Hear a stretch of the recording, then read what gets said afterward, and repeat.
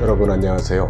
이 박사입니다. 중국의 내몽고에서 때 아닌 민족 분규가 일어나고 있습니다. 사건의 발단은 내몽고 지방정부가 학교에서 몽고 교육 과정을 없애기로 하면서 시작이 됐습니다. 몽고족들은 자존심이 굉장히 높은 민족이죠. 이들은 중국 정부의 이 조치에 격분해서 반발을 하고 있습니다. 초등학교부터 고등학교 그리고 대학교에 이르는 학생들의 반대 시위가 발생을 했고, 일부 보도로는 30만이 넘는 학생들의 시위가 발생했다고 합니다. 그리고 이 시위를 학부형들도 지지를 하면서 상당히 심각한 국면에 들어간 모양입니다. 심지어 이 조치에 항의해서 투신 자살을 한 사람이 있다는 그런 말까지 나오고 있는 그런 상황이죠. 이 사태를 AFP가 보도를 하고, 독일 연방하원 인권정책 대변인 마이클 브랜드가 9월 4일 베를린에서 이 사태에 대한 지적을 하는 등 서방 세계도 이에 대한 우려를 표시하고 있습니다. 중국에서의 소수민족 정책은 중요한 국가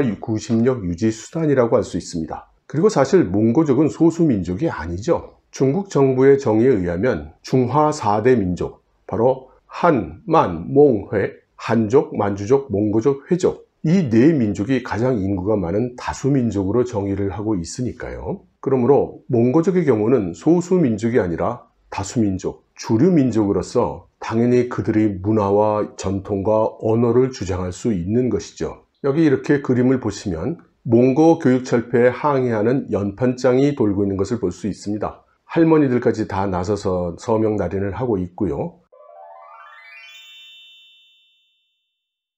한족이야 중국의 주류민족이니까 그렇다 치고, 만몽회족의 현재 언어 및 문화 상태는 어떨까요? 만주족의 경우 청나라 시대에는 지배민족이었죠. 이것이 중국이 건국되면서 거꾸로 신변의 위협을 느껴서 대부분 당시 주민등록을 할 때 한족으로 등록을 했습니다. 그래서 지금 공식적인 만주족의 인구는 많지 않습니다. 제 기억으로 몇 년 전에 만주어를 가르치는 최후의 시골 초등학교 하나, 마지막 하나의 초등학교가 폐교의 위기에 몰려있다는 그런 방송 내용을 본 적이 있습니다. 사실상 만주어를 비롯해서 만주족 문화는 거의 사라진 것이나 진배 없죠. 회족의 경우는 엄격히 말하면 회족이라는 민족은 없습니다. 이슬람을 믿는 사람들을 통칭 회족이라고 한 것이었는데요.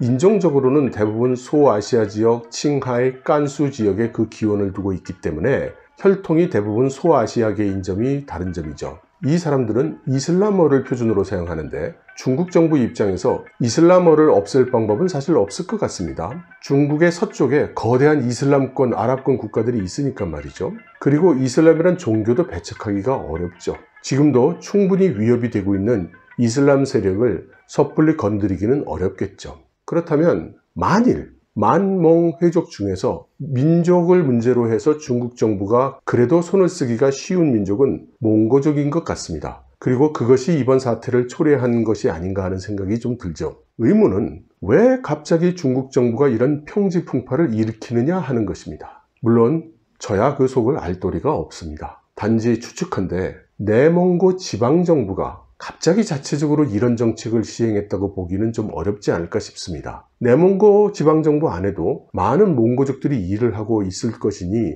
이런 정책이 받아들여지기도 어려울 것이거니와, 만일 진행을 한다 해도 이런저런 소문이 먼저 바깥으로 흘러나왔을 것입니다. 이렇게 급작스런 추진으로 상황을 어렵게 하지는 않았을 것 같거든요. 그래서 저는 이 몽고 교육 폐지 방침이 중앙정부의 지시가 아니겠는가, 이런 짐작을 해봅니다. 그래서 한번 최근의 중앙정부 지도부의 움직임 중에서 이런 민족교육과 관계된 가능성이 있는 그런 것이 있는가 찾아보았는데, 가장 가까운 것으로는 지난 9월 1일에 있었던 시진핑 주석이 주재한 중앙심화개혁회의가 있었습니다. 여기서 시진핑 주석, 왕후닝, 한정 이 세 사람의 상무위원이 참석을 했는데요. 다음과 같은 사안들을 그 자리에서 통과를 시켰습니다. 이 5가지 사항 중에서 교육과 관계된 것은 2항과 3항, 이 2가지죠. 3항은 교육 기업에 관한 것입니다. 그래서 2항 쪽이 더 이번 사건에 가까울 것 같은데요. 이 2항의 문서를 읽어보면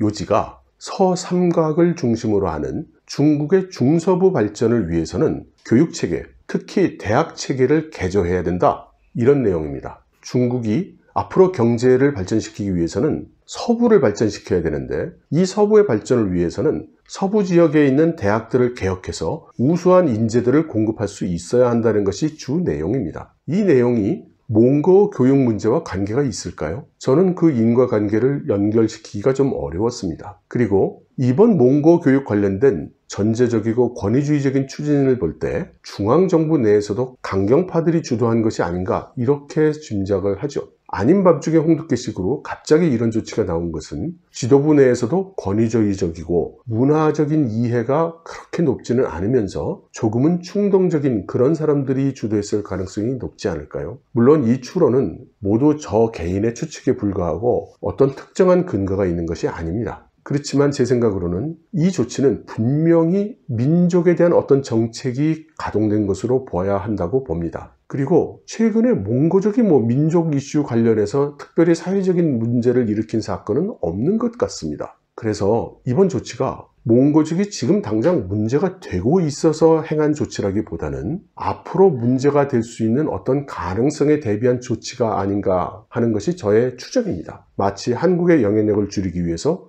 동북공정을 하는 것처럼 말이죠. 저는 그래서 이 일의 출발점이 인도와의 국경 분쟁이었을 가능성이 있다고 생각합니다. 인도와 중국 간의 국경 분쟁은 장시간에 거쳐서 발생한 해묵은 일이죠. 지금 현재도 그렇지만 국경 분쟁이 제대로 중인 양국 사이에서 해결을 보지 못했습니다. 그리고 수년 전에 양국 간의 분쟁이 있은 다음에 인도와 중국 두 나라는 분쟁 지역 안에서는 군인들이 열병기를 소지하지 못하도록 해서 발생 가능한 우발적인 충돌을 피하는 조치를 해왔죠. 그렇지만 이번에 냉병기만으로도 다수의 사상자가 나는 사태가 발생한 것이죠. 그리고 가장 마지막 장면은 인도군이 주도적으로 중국군을 공격해서 분쟁 지역의 호수와 고지 몇 개를 점령 또는 수복하는 데 성공했다고 합니다. 무엇보다도 이번 사건에서 중요한 것은 티베트 사람들이 참여했다는 것이죠. 티베트는 라마교라고 흔히 불리우는 불교 밀종을 믿는 지역에 속하죠. 이 티베트 불교에서는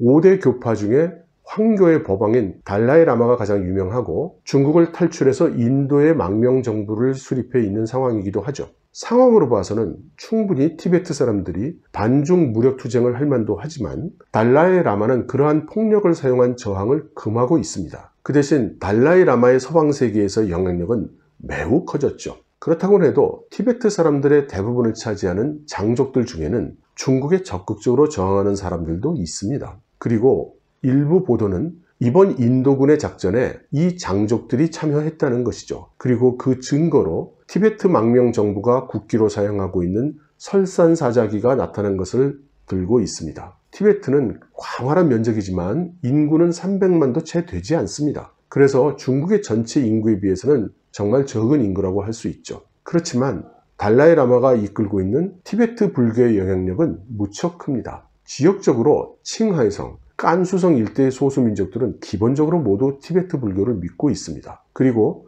스촨성의 북부, 광시 운남성의 일부 지역도 티베트 불교를 많이 믿고 있죠. 그리고 내몽고의 몽고족들 중에도 티베트 불교를 믿는 사람이 상당히 많습니다. 그렇기 때문에 인구로서는 비중이 적다고 하더라도 영토로서는 중국 영토의 절반 가까운 지역에 이 티베트 불교가 영향력을 가지고 있다고 할 수 있는 것이죠. 티베트 문제는 장기간 동안 중국 공산당을 괴롭히고 있는 이슈입니다. 이번 인도와의 분쟁 사태에서 장족들의 참여가 이루어졌을 뿐만 아니라 현지의 장족 주민들이 인도군을 지지했기 때문에 중국 인민해방군이 물러섰어야 했다는 그런 결례도 있습니다. 만일 그렇다면 중국 정부로서는 절대 작은 사건으로 볼 수가 없는 그런 불씨를 키울 수도 있는 일이라고 하겠습니다. 게다가 이번 사건이 난 국경지역은 티베트와 신강 위구르 지역의 중간에 위치하고 있기 때문에 일단 만일 이 지역을 인도군에게 점령당하면 그대로 위구르족들의 마음의 고향 카스 그리고 티베트 사람들의 정신적인 지주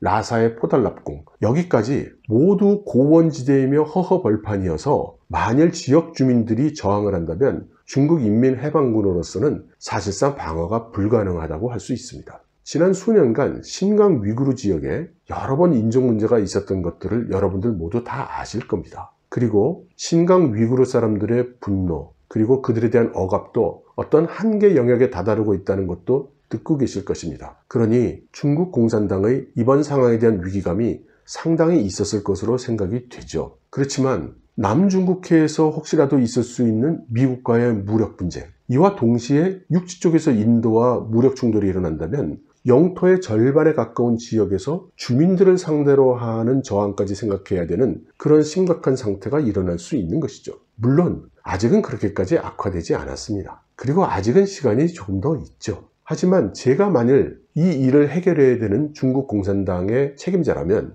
이러한 민족 문제를 신속하게 없애고 싶은 그런 조바심이 날 수도 있을 것 같습니다. 물론 모두 저의 근거 없는 추측이라는 점을 다시 한번 말씀드립니다. 저는 민족 문제를 빨리 해결해서 내부의 문제를 클리어해야 미국을 비롯한 서방과의 대결에 나설 수 있다는 이런 강경파들이 서둘러 내몽고의 언어교육 문제를 건드렸을 가능성이 있다고 생각합니다. 결과는 긁어부스럼이었지만 말입니다. 저의 이 추론은 상상의 상상을 거듭하게 되는데요. 얼마 전 14차 5개년 계획의 과정에서 중국의 4개 도시를 직할시로 승격을 해야 된다는 그런 연구 논문이 중국의 언론에 올라온 적이 있습니다. 논문이 발표된 뒤에 몇몇 작은 미디어가 이 논문을 이용해서 또 기사를 쓰고 어피니언 리더가 이를 다시 어떤 사회적 현상으로 해설을 해서 대중들의 의견을 유도했는데 아주 전형적인 중국 공산당의 정보 공작으로 보입니다. 아직 시작하다 말았기 때문에 어느 정도인지는 알 수 없습니다. 문제는 이 논문에서 직할시로 승격해야 된다고 4개 도시를 지정을 했는데 그것이 선전,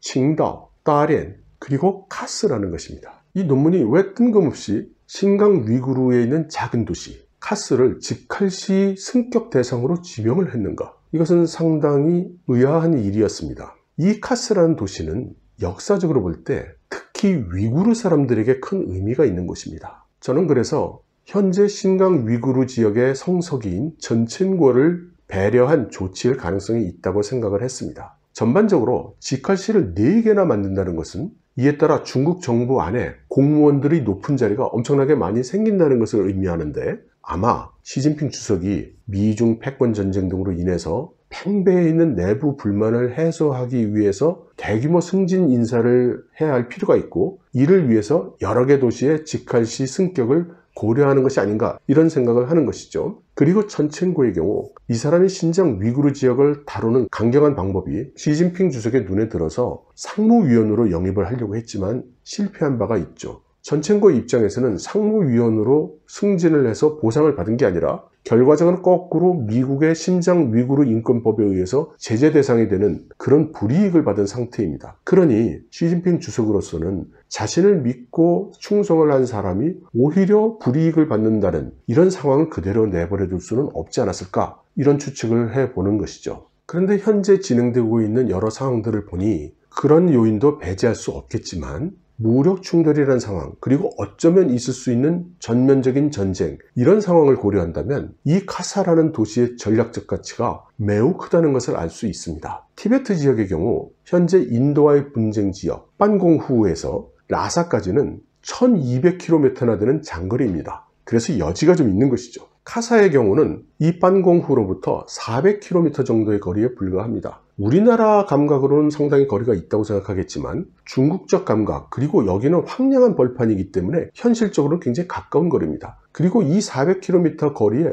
이렇다 할 도시라든가 거점들이 없습니다. 그리고 카사 자체도 인구가 많은 곳이 아닙니다. 그리고 이 카사는 신장 위구르의 베이강, 난강에 합쳐지는 곳이기도 하면서 서쪽에 인접한 아프가니스탄에는 수십 개의 미군 기지가 있습니다. 중국으로서는 만일의 경우에 대비한다면 이쪽 지역을 방어하지 않을 수 없는 것이죠. 또한 1대1로의 육송수단이 지나가는 곳이기도 한데 만일 미국과 전쟁이 발생한다면 중국의 해양 공급선은 인도에 의해서 막힐 것이고 특히 중국으로 가는 유조선들은 말라카 해협을 지날 수가 없게 될 것입니다. 그렇게 되면 중국은 파키스탄 회랑과 이 아프가니스탄 철도 노선을 이용할 수밖에 없게 되는 것이죠. 그리고 말라카 해협이 막혔을 때의 1대1로는 이 서부 지역의 보급선이 생명선으로 작용을 할 것입니다. 그래서 이러한 국가 안보 전략을 생각할 때 카사 지역을 서부 지역의 전략 요충지로 키우기 위해서 직할시로 승급을 시키고 대규모의 인프라 투자를 한다는 그런 발상이 나왔을 가능성이 있어 보입니다. 그리고 대규모의 인프라 투자는